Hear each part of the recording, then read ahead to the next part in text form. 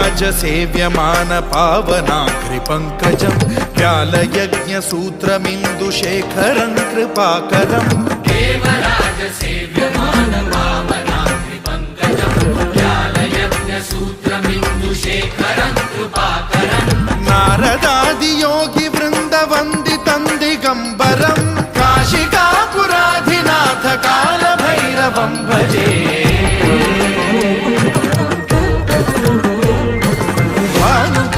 भास्वरं भवाब्धितारकं परं नीलकण्ठमीप्सितार्थदायकं त्रिलोचनं कालकालमम्बुजाक्षमक्षशूलमक्षरं काशिकापुराधिनाथ कालभैरवं भजे।